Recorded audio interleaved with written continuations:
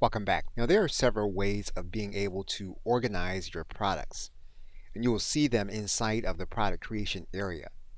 So if we go inside of the product that was recently created, you're going to notice several things. You'll notice an area on the right side panel called Product Organization. One of the things you can do is you can indicate what kind of product you are selling. And you can go through the menus, and you can indicate how you would classify your product.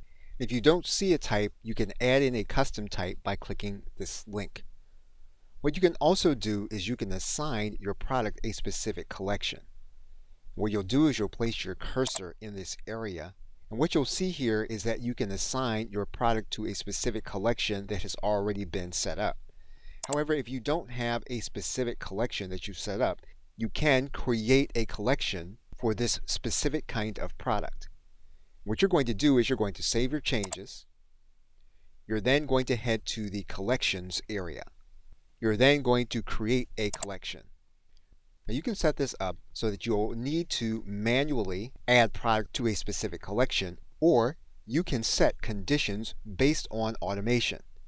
So for example, you can state that any products that match all of the required conditions will be added to this collection. And you can do that by product tag.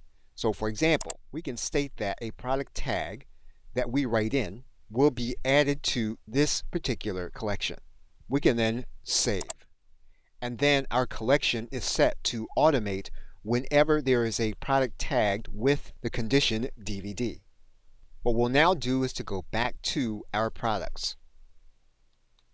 We'll then go back inside of the product and we'll add in the tag.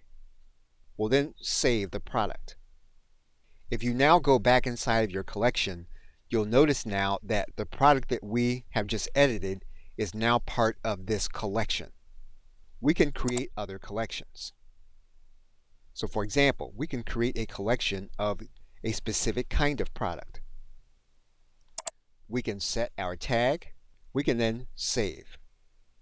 We can tag our product. And you'll notice now in our collection we will have both products that have been tagged with the words that we specified. Okay, so with that, thanks, and I will see you in another video.